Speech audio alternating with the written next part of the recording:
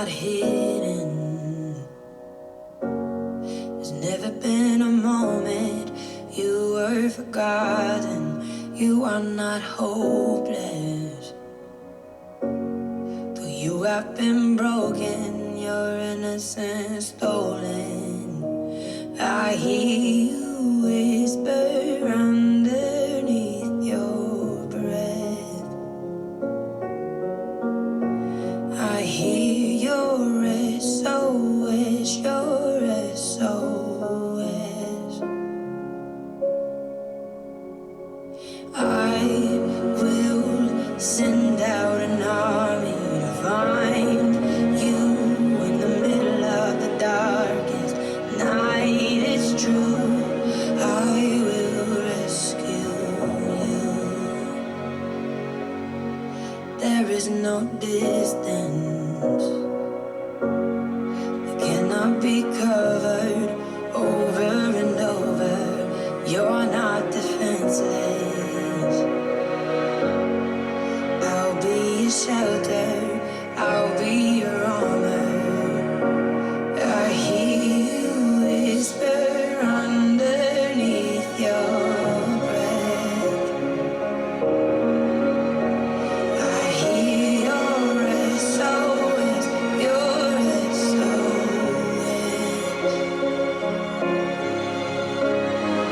I will send out an army to find you in the middle of the darkest night. It's true, I will rescue you.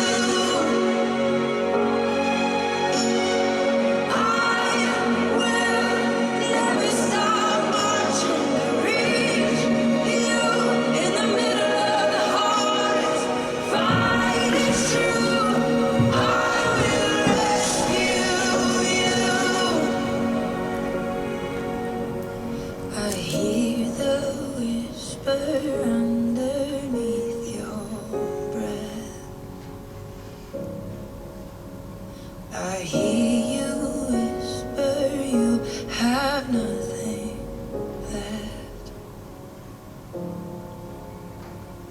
I will send out an army to find you in the middle of the darkest night. It's true, I will rescue you. I will never stop marching to reach you in the middle of the hardest fight. It's true, I will rescue you.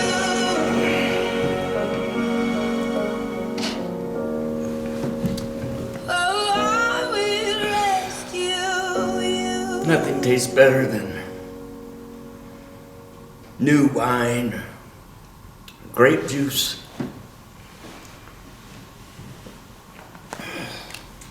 and unleavened bread. Some flour baked in the sun, a little bit of water. It's good to see you today. Glory be to God. Jesus Christ is alive, and it is by the power of his good spirit we have gathered here today. So good to see you. You know, I think sometimes about how good I am. I mean, I'm so good. I'm so righteous, you know. I'm a step above and beyond any of you guys. Right? But sometimes we forget Jesus came into his kingdom riding on a donkey. Came to us in humility, selflessness. Many of us today, many people today, make the gospel, I don't even know, their religion, themselves. It's all about me. It's all about me and my love for God and I'm so thankful for the love of God. I'm going to do everything within my power to display my love for God. Which, more power to you. Go for it. But I think in people in the Bible, it was never about themselves. It was never about them. It was always about Jesus Christ. It was always about God our Father displaying his love for you. Displaying his love for us. Never about us displaying our love for God. And you know, that's the thing. The love of God comes without merit. You know, it is grace. It is a gift from God so that no one has a place for boasting. And yet there are many who boast daily in their doings, in their works. And this kind of makes God obscure. I was reading the Bible just the other night, and I had a dream. And I dreamt we were in the mountains. There's this beautiful rolling green mountains, right? And you got the beautiful green grass, and it just goes forever, and the mountains are absolutely gorgeous. And we're sitting there, and there's this herd of deer out in the grass as the wind is gently blowing through the tops of the grass. And you can see the deer laying down in the grass. My parents were there looking out, and I come and walk over the horizon or this little hill. And what you guys doing? Oh, we're looking at the deer. Oh, and it was as if we had just bought this place, and it was our very own land, you know, I don't know. Somewhere's in the mountains. Beautiful, gorgeous spot. Oh, man, there's deer. Not just deer, but it's on our own land. Oh, how wonderful is that? It's like our own deer herd.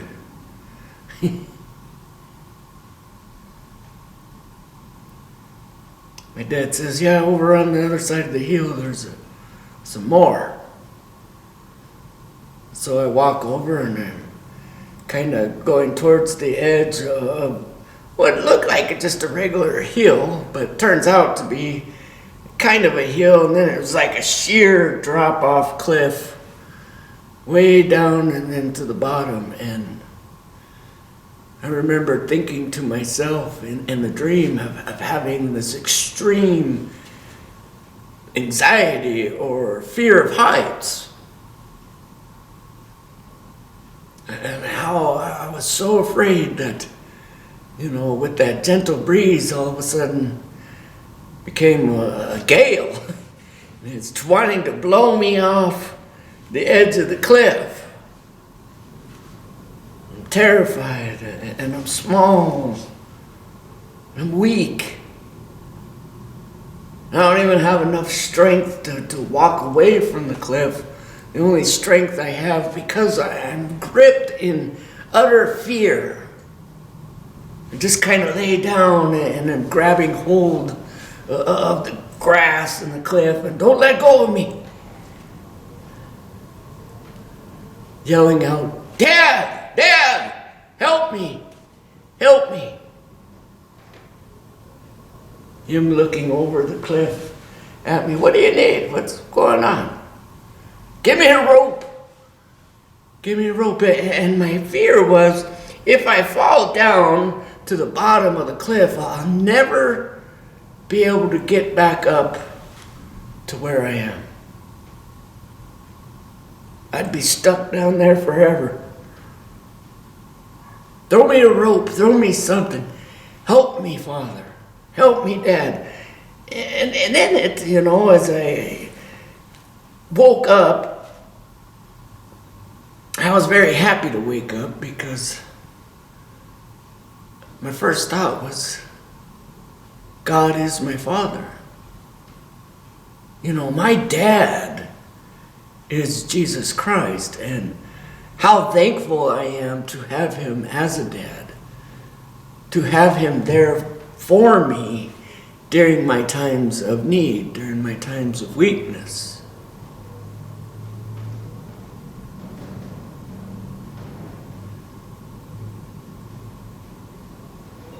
Jesus says, knock, and the door will be open to you. Seek, and you will find.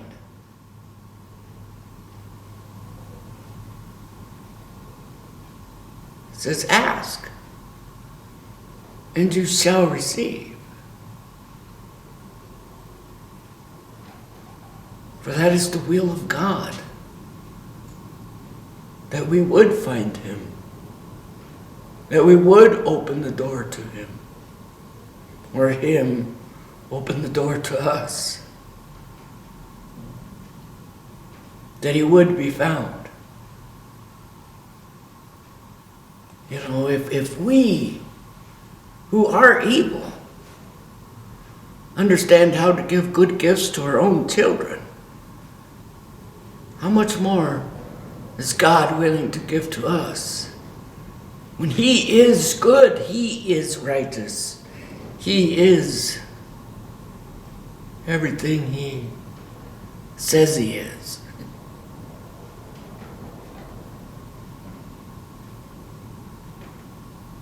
You know, never try to live my life in some way of holiness. I try to believe. And trust me, it's easier to believe God loves you when you're not engaged in sin. You know, I don't seek to sin. And for me, as I try to believe it in the Bible, as the Bible says, the essence of sin, what defines sin is the despising of your neighbors. Maybe despising ourselves.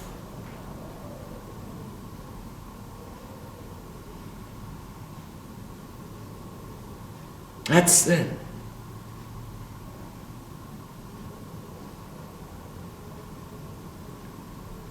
Eating shellfish, eating pork, digesting different kinds of food is not sin. Sin is despising your neighbor. And I try not to do those things, yet I struggle to love religious people. You know, I struggle to love Democrats, and I struggle to love Republicans. They're all inside of some sort of religion, and they bind themselves together through their beliefs.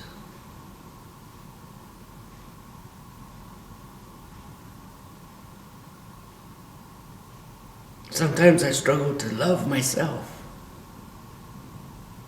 And in a world that says you're unworthy of love, it's tough.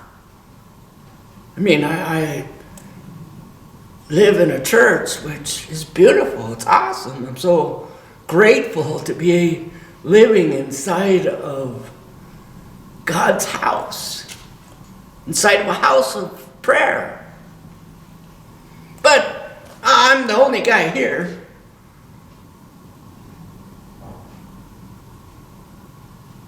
But my righteousness means nothing. You know, even if I'm the only guy on earth who believes in God, who's willing to testify about the love of God, it doesn't mean anything.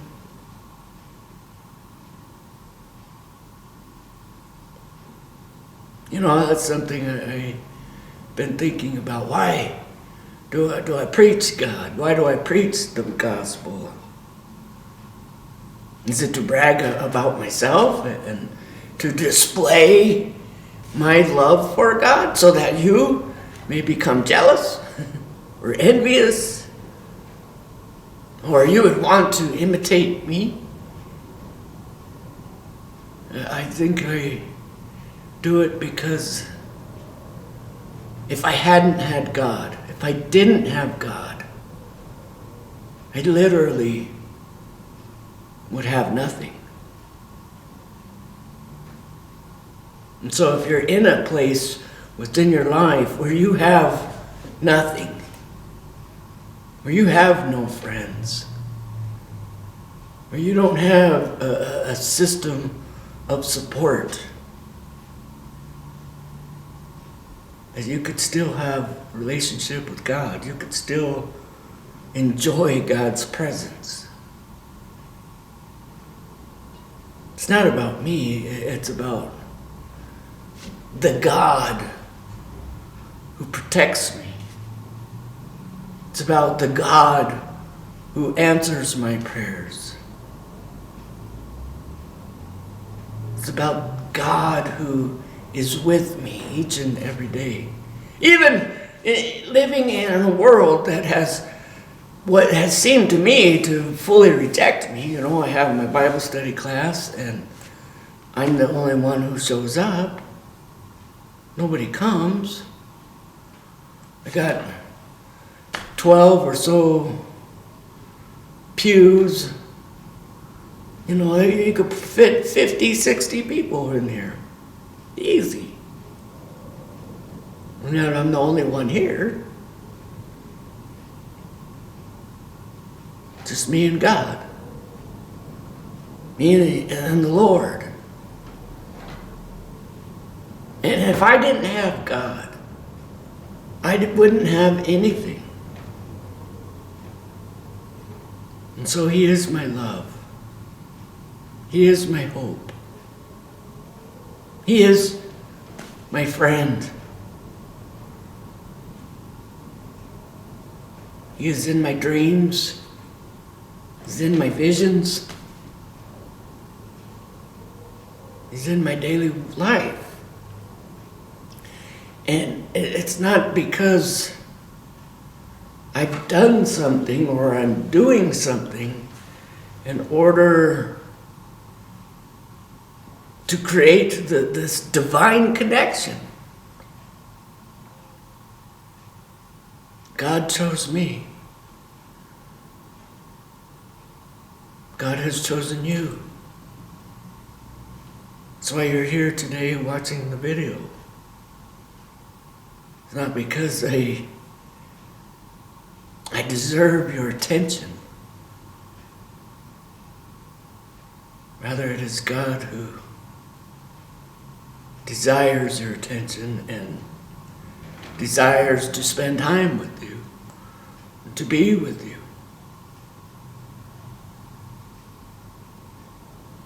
You might be a Democrat. You might be a religious person. You might be a Republican.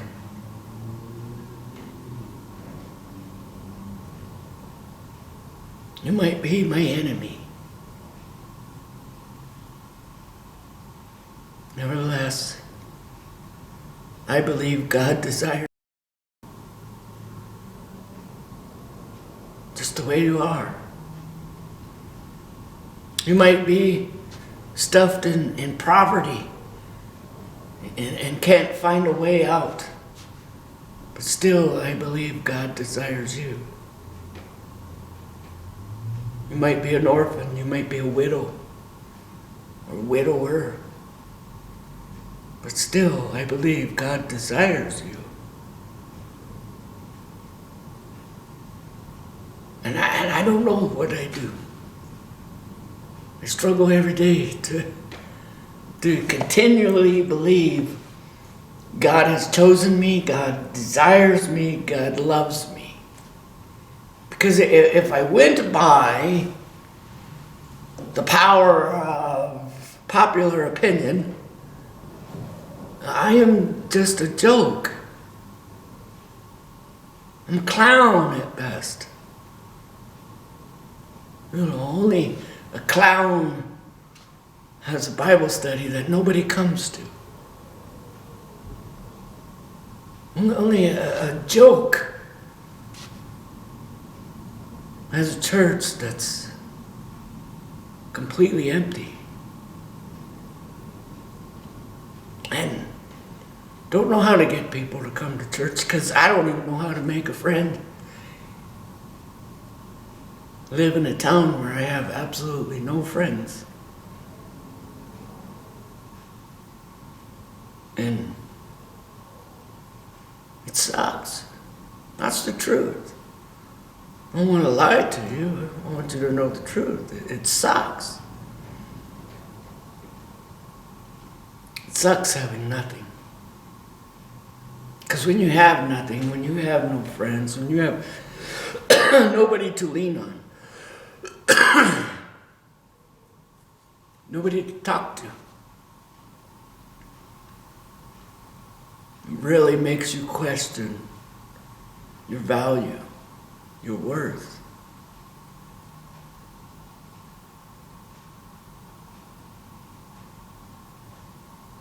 But I always have my dad.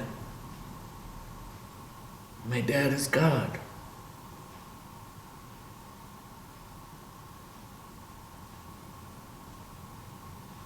Without him, I'm nothing. I am weak, void of purpose. You ever been void of purpose? I mean, I don't even have a job. And I live in a town where there are no jobs. There's nowhere to go. There's nowhere to turn.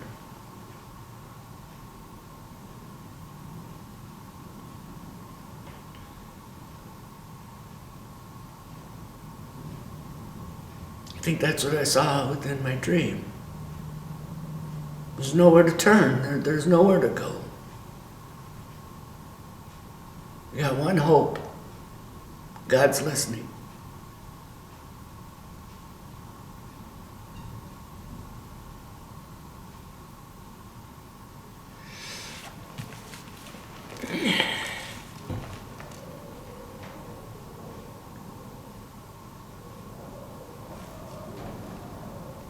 I want to read to you a little bit from Matthew chapter 6. Chapter 7. Chapter 7, verse 6.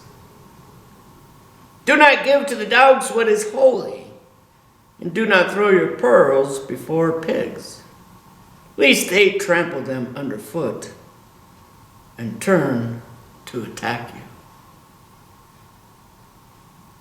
That's pretty much been my life. And my pearls, my honesty, my pearls is my relationship with Jesus Christ, God.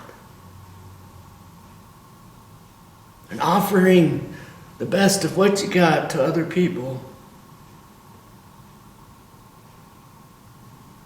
landed me flat on my face, laying on the ground while they walk all over me.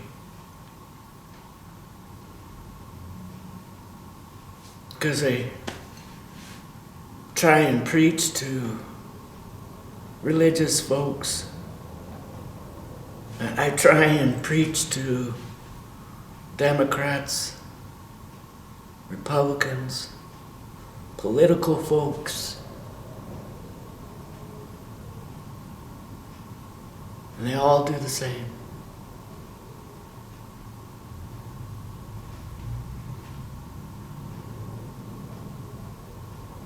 Ask, and it will be given to you. Seek, and you will find. Knock, and it will be opened to you. For everyone who asks receives, and everyone who seeks finds. And to the one who knocks, it will be opened. Or which of you, if his son asks him for bread, will give him a stone? Or if he asks for fish, will give him a serpent?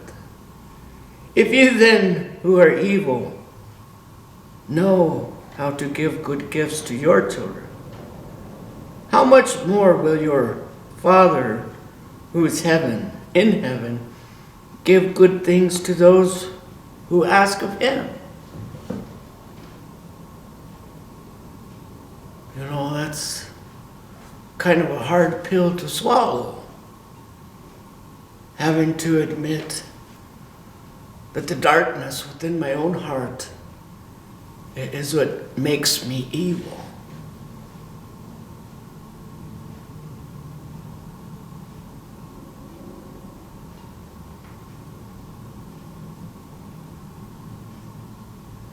But still, even though I'm evil, I can see and understand what is good.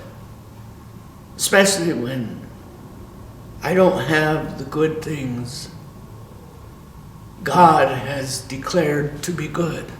Like a friend. A friend, that's good. And when we have friends, we feel good. To have a partner, that's good. And to have partners makes you feel good. I don't have a friend in the world.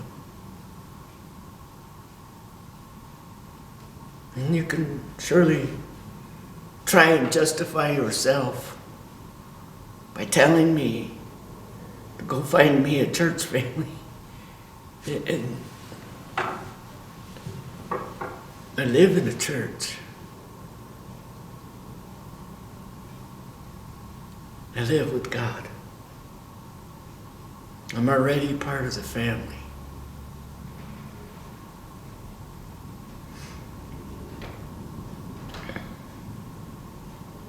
I think that's what I was reminded most of in my dream. Ask God.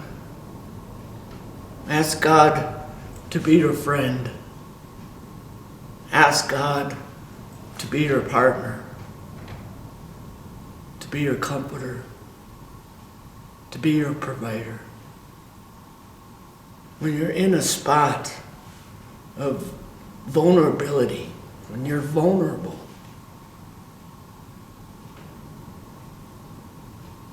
that's where you gotta go.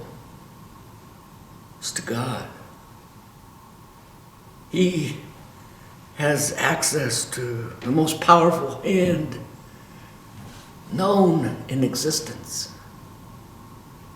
Surely he can rise us up from out of the depths of our own poverty, our own darkness, our own weaknesses. He says, so whatever you wish that others would do to you, do also to them. For this is the law and the prophets. Enter by the narrow gate.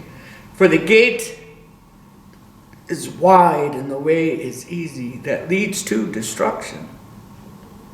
And those who enter by it are many. For the gate is narrow and the way is hard that leads to life. And those who find it are few. You know, I was thinking about in my dream, and I'm looking over this huge valley, like you could see forever. The green valley, and the rolling hills, and the grass swaying in the wind, the deer laying in the grass. It was beautiful.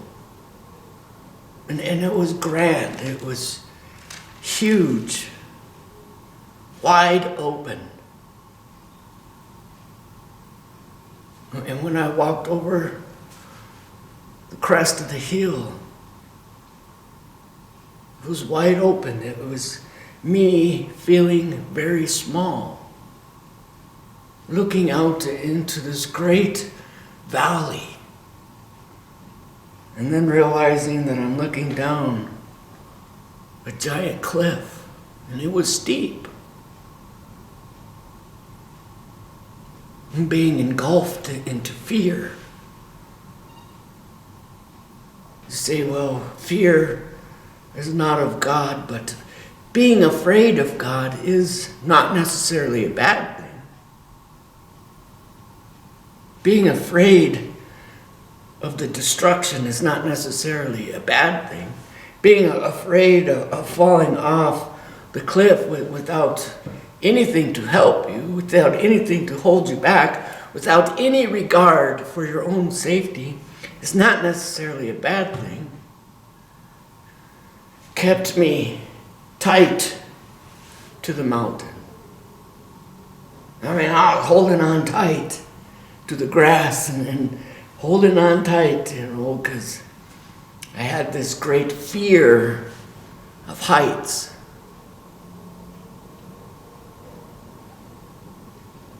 I felt woozy. I felt dizzy.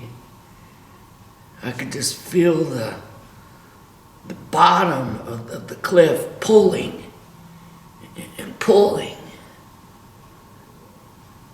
me over. But it was the fear within me, the regard I had, the reverence I had for my own safety, that ain't good. That is bad. And the narrow gate, the narrow door, and it was me and my dad. And there was only one person there to help me. My dad. There was only one source of salvation. My dad.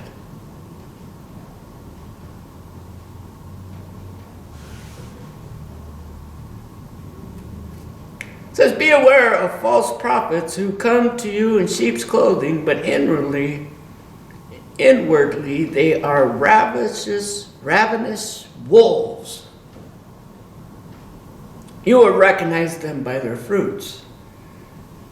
Are grapes gathered from thorn bushes, or figs from thistles? Right? The cold and prickly. I've never tried to be cold, or prickly, or mean. But you can see, if you go and do an actual study on cult leaders and cult people, the only way you're going to be saved is if you're a part of that specific cult.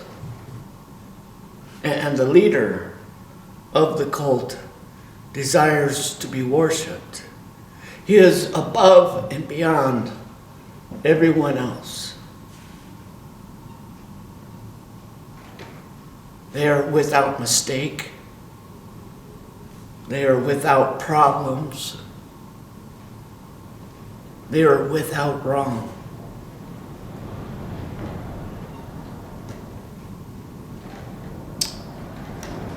But they have no problem pointing out our wrongs, our mistakes, our blemishes.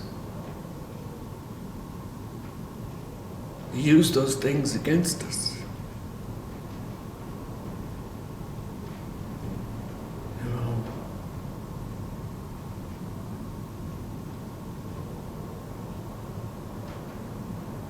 They try to separate you from your families, your friends, and all the things you know to be good, so that they can be God themselves. But they can't save even themselves. They can't save you. Only God can save you. So every healthy tree bears good fruit, but the diseased tree bears bad fruit. A healthy tree cannot bear bad fruit, nor can a diseased tree bear good fruit. Every tree that does not bear good fruit is cut down and thrown into the fire. Thus you will recognize them by their fruits.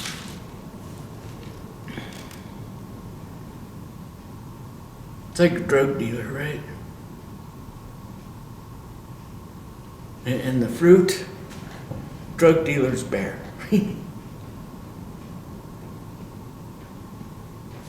More drugs, more oppression, more tyranny. Right? We're always worried about the tyranny being rained out, the oppression being rained out by the governments, but what about the addiction to the drug? It only gives you more problems. Only steals from you more confidence. It only devours your health and leaves you feeling very oppressed, depressed,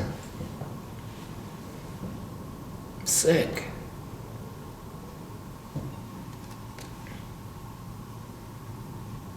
Not everyone who says to me, Lord, Lord, will enter into the kingdom of heaven, but the one who does the will of my Father who is in heaven.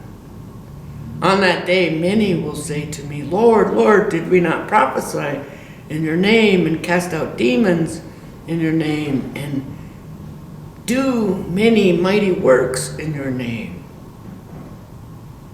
And then I will declare to them, I never knew you.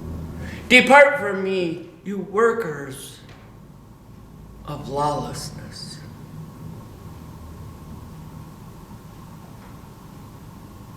You know, that's something we got to recognize when we come to Jesus Christ. It is, what has Jesus Christ asked of us?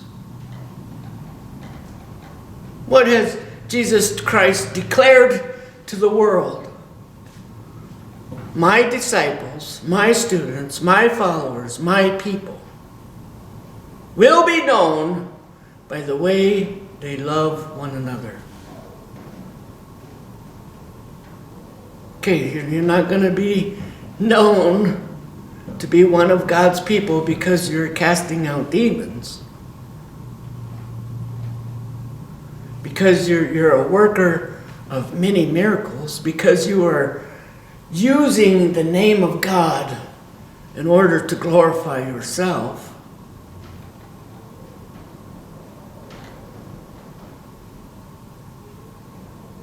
You'll be known to be one of God's children because you love one another.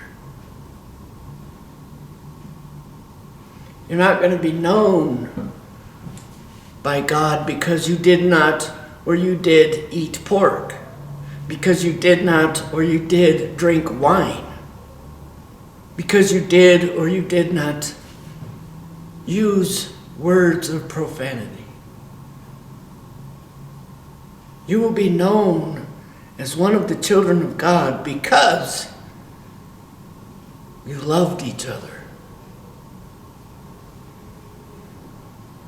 Everyone then who hears these words of mine and does them will be like a wise man who built his house on the rock.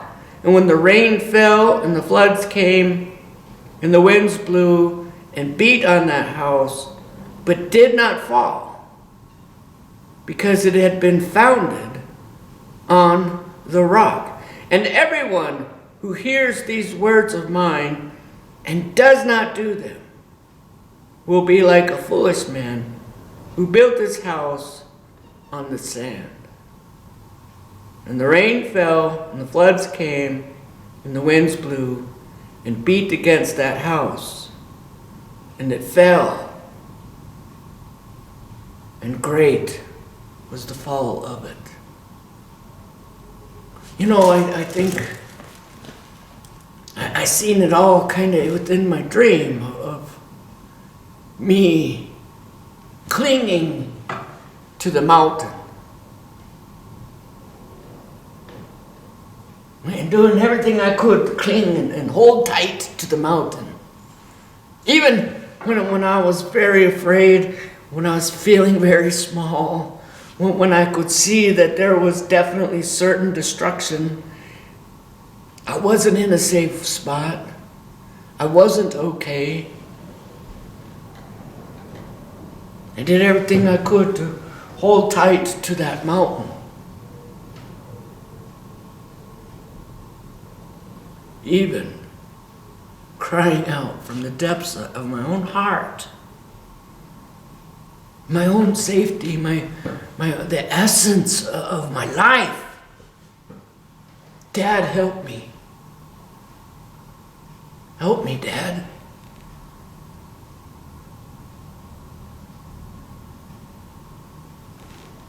Help me, Father.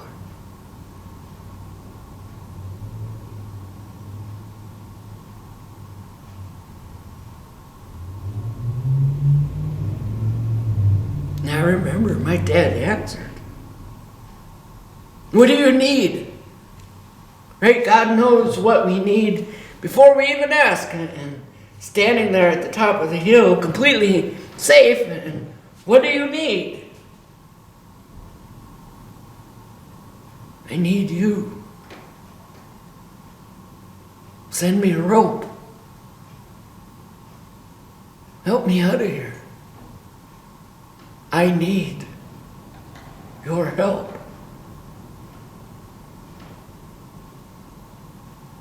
And I think when we look at the Sermon on the Mount,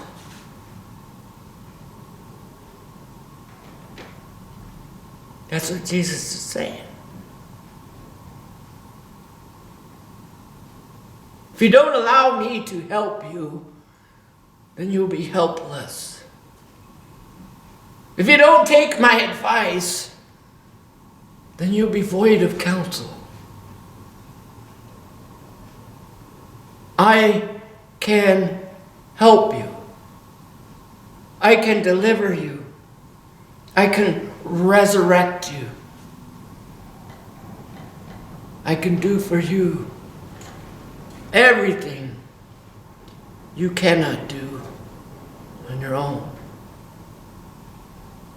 What do you need from me?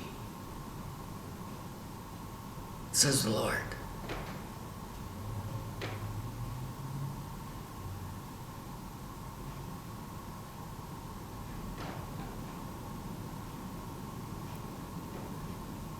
I need you. Above all things, I need you, because with you, I can survive and endure all things.